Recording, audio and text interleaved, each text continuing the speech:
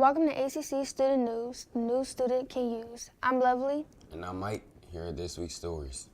In Gary, Indiana, a couple has been charged following the discovery of their home in deplorable conditions. Officers responded to a 911 hang-up call from a residence on 33rd Avenue, where a child reported that their parents were unresponsive.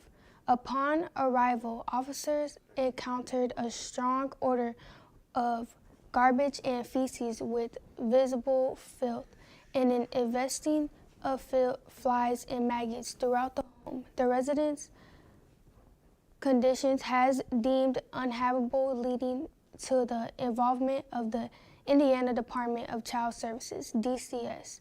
Workers observed visible bruising on one child who alleged that his stepfather had struck him after the 911 call. All 5 children, all under the age of 10, were removed from the home due to unsafe conditions. Aaliyah Rodriguez, Del Nero, and Romaldo Bruno now face multiple felony charges, including neglect of department and battery, resulting in bodily injury, and arrested and criminal charges and only accusations. Authorities in the Dominican Republic have identified 146 of the 221 people who were killed when the roof of a Santo Domingo nightclub collapsed. When the roof of the bustling Jet Set nightclub collapsed during a performance by the renowned Marigoon singer Ruby Perez. Dr. Pablo Jose Castillo, a young plastic surgeon, had just sat down to take a break from the dance floor when he started recording Perez's concert. Then disaster struck. He continued recording. Laments, cries, and screams could be heard through the blinding dust of the crumbling ceiling. Other people who died include Nelsie Cruz, the governor of Monte Cristi province, former MLB players Octavio Dotel and Tony Cabrera, Dominican fashion designer Martin Polanco, and employees of Grupo Popular. Hundreds of heartbroken families had been showing up to the site of the tragedy, hoping to find their missing loved ones. In East Chicago, Indiana, a police raid has led to multiple drugs and weapon charges against the local man. Officers and executed a search warrant at a residence on the 600 block of West Chicago Avenue as the part of an ongoing investigation into controlled substance dealing involving Patton J. Fenton at the time. Fenton was present with a female companion and 2 juveniles, both under the age of 10. During the search, authorities uncovered approximately 50 individually packaged bags containing a green leafy substance weighing a total of 228.9 grams, which Fed tested positive for marijuana. They also found 22 bags of a white rock-like substance totaling 3.8 grams, positive for cocaine, along with 10.1 grams of pills, MAD, and a handgun at 55 rifle, 3 digital scale, and over 900 has felony convictions, including domestic battery and carrying a handgun without a license, facing several new charges. Federal officials have ordered the removal of nearly 24 international students across Oregon. The largest count was at Oregon State University, where 13 student visas have been revoked. The University of Oregon reported 4 more earlier this week, saying that each was due to criminal charges. 23 total students must leave the country in 2 weeks or risk arrest and deportation. PSU and OSU said they had received no communication from federal authorities on why the student lost their visas. PSU has 750 international students plus 450 recent graduates whose visa status was extended due to a work authorization. The U.S. House approved a congressional bill on Thursday that would require voters to provide proof of citizenship when registration to vote, the Safeguard American Voter Eligibility Act, the act passed by a 288 vote, aims to address concerns about non-citizen voting. Despite little evidence of widespread fraud supported by Texas CHIP, the bill mandates that individuals provide documentary proof of citizenship as passports of birth certificates when registering or updating their voters registration.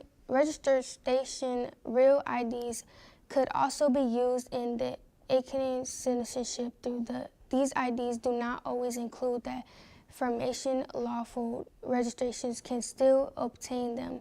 Opposite argue the bill could millions of eligible voters, particularly naturalized citizens, and claim its address of problem doesn't exist on a large scale. The bill now moves to the sense where its future is uncertain. In Pocatello, Idaho, a teenager named Victor Perez, who is nonverbal with autism and cerebral palsy, was shot multiple times by police officers responding to a call about someone possibly holding a knife. When the officers arrived, they found Victor Perez in a driveway and within seconds began shooting. He was left in critical condition, put into a coma, and had several serious surgeries, including having a limb amputated. His family is calling for justice and accountability.